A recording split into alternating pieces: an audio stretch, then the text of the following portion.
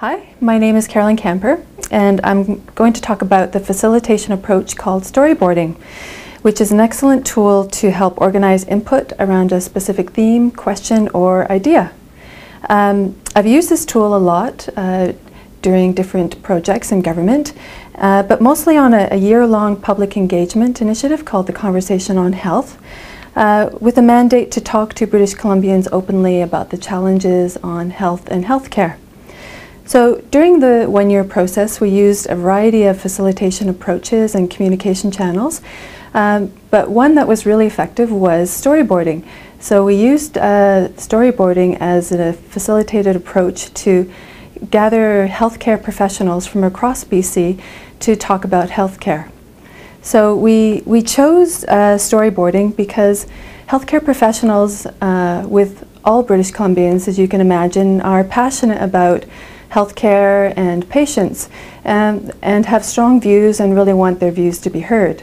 So storyboarding is a good approach to have everyone included in the conversation and to make sure there's equal input and participation during the process.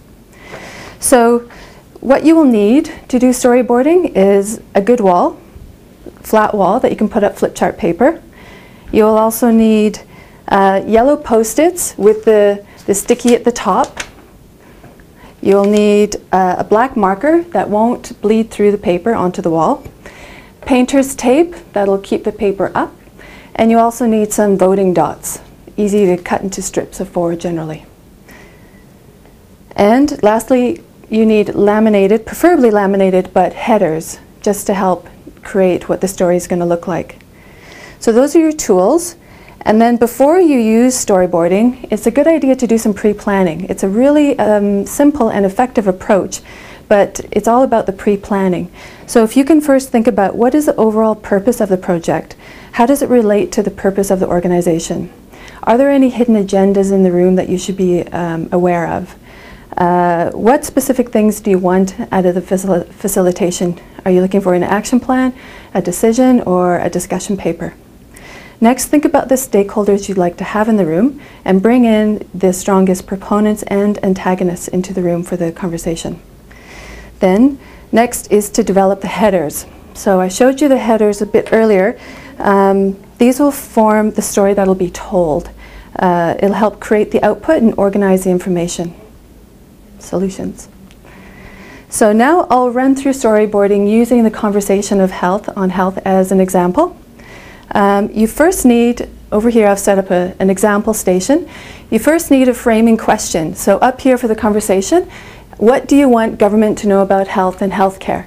So participants come in the room and they're each given a black marker and a sticky pad, and you give them the framing question. And this is a approach where everybody can come forward with their ideas.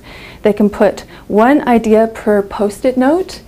And it's a good idea to have participants actually say out loud to the room what their idea is, so everything is always in their voice.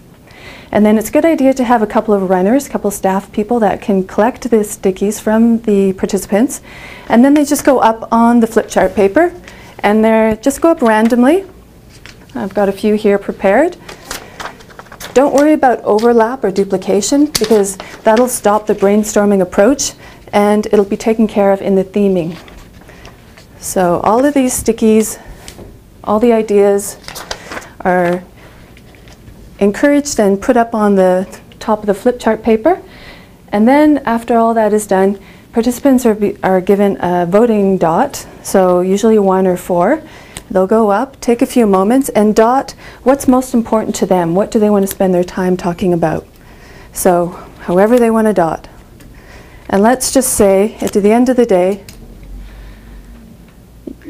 training has the most dots. So if we were just going to choose one theme that you can quickly see what topic is the most important to participants in the room.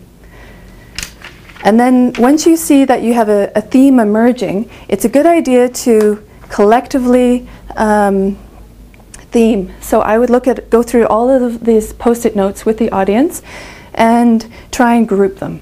So training, let's see, salaries, benefits, for instance. I would suggest that would be a theme on human resources. So then someone on the side would be able to quickly write that down so you could actually post what the theme is. Human resources. So you can have one theme or many themes. Depends on the ideas that have emerged. So what you're going to do next is actually take this sheet of paper with the post-it notes and the theme, and you walk it over to the workstation. It's difficult. And so this is actually what a workstation looks like. So participants would then break out into the small group discussion, and they have the framing question. They have the post-it notes to help drive ideas, and they're talking about human resources. And then this is where the headers, this is where you're telling the story. Here we in the conversation wanted the headers to be challenges, opportunities, and solutions. And often participants can identify what the challenges are, but sometimes need a bit of a prompt to kind of focus on, well, what are some of the opportunities and solutions? So the headers are a really easy and effective tool to help do that.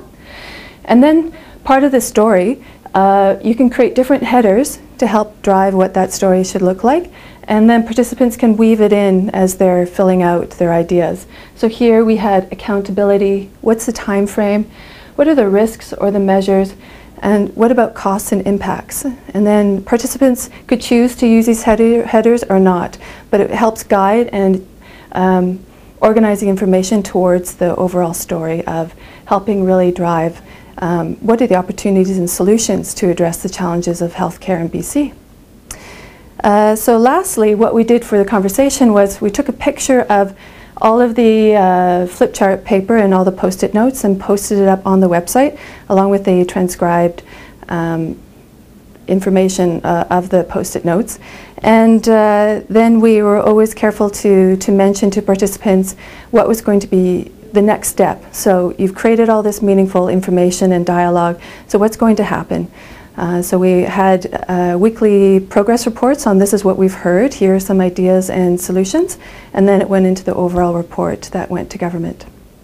So I hope you've learned something about storyboarding. I hope that was useful. Thank you.